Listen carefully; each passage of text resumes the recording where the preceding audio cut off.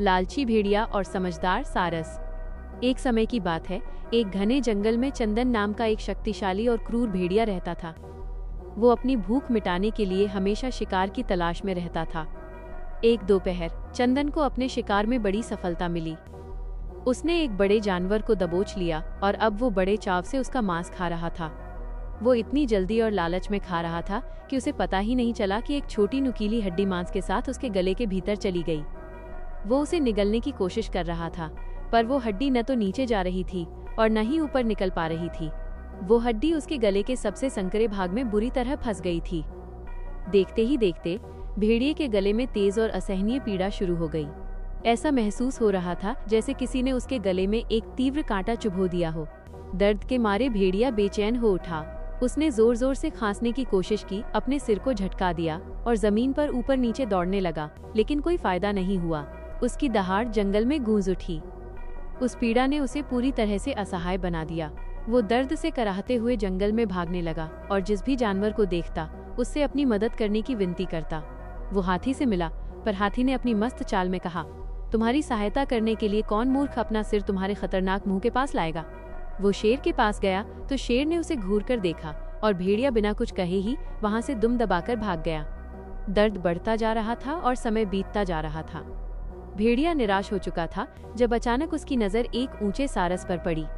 सारस अपनी लंबी पतली गर्दन और ऊंचाई के लिए प्रसिद्ध था। भेड़िया, जो अब दर्द के कारण अत्यधिक विनम्र हो चुका था, सारस के पास गया। हे दयालु सारस, भेड़िए ने दयनीय स्वर में कहा, मेरा गला इस पीड़ा से फटा जा रहा है। यदि तुम अपनी लंबी गर्दन से वो हड्डी बाहर निकाल दो तो मैं तुम्हें बहुत बड़ा इनाम दूंगा। मैं तुम्हें सोने के सिक्के दूंगा, जो तुम मांगोगे वो दूंगा। बस मेरी जान बचा लो।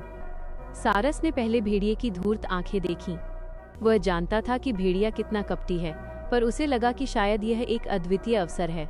उसने गहराई से विचार किया और फिर भेड़िए से कहा, ठीक है, मैं तुम्हारी मदद करूंगा, पर तुम्हें मेरी एक शर्त माननी होगी। मुझे मंजूर है। भेड़िए ने तुरंत हाँ कर दी। सारस ने भेड़िए से कहा, तुम जमीन पर पूरी तरह से लेट जाओ और अपने जबड़ों को इतना फैलाओ कि तुम्हारे दांत एक दूसरे को छू न पाएं। मैं तुम्हारी सहायता तभी करूंगा जब मुझे तुम्हारी ईमानदारी पर भरोसा होगा। भेड़िया बेबस था, इसलिए वो सारस के कहे अनुसार लेट गया और अपने विशाल मुंह को जितना संभव हो सका उतना खोल दिया। सारस ने सावधानी बरती। उसने अपनी लंबी और पतली टांगों को भेड़िए के सिर के दोनों ओर मजबूती से जमा लिया। फिर बिना किसी हिचकिचाहट के उसने अपनी पतली नुकीली चोंच के साथ अपनी पूरी गर्दन भेड़िए के गले में धीरे से अंदर डाली। उसने फंसी हुई छोटी हड्डी को ढूंढा, उसे अपनी चोंच में कसकर पकड़ा और फिर धीरे धीरे सफलतापूर्वक पूरी गर्दन को हड्डी समेत बाहर खींच लिया। हड्डी निकलते ही भेड़िए को क्षण भर में राहत मिली।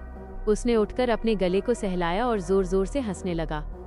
सारस ने अपनी गर्दन पीछे खींची, संतुष्टि की सांस ली और फिर अपना इनाम मांगा। अब मेरे मित्र भेड़िए, सारस ने कहा, आपने वादा किया था कि आप मुझे इनाम देंगे। मेरा वो इनाम कहाँ है? भेड़िए ने कुटिलता से मुस्कुराया।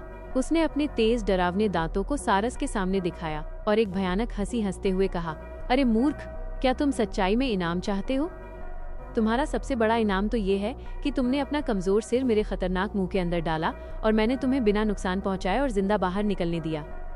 भेड़िए ने गरजते हुए आगे कहा, अब यहाँ से चले जाओ। दोबारा कभी ऐसे खतरनाक काम के लिए धन्यवाद की उम्मीद मत करना।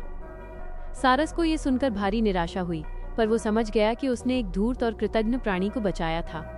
वो अपनी जान बच जाने को ही सबसे बड़ा पुरस्कार मानकर वहां से उड़ गया। बुरा और धूर्त व्यक्ति कभी भी एहसानमंद नहीं होता। हमें चालाक और लालची लोगों की मीठी बातों पर भरोसा नहीं करना चाहिए।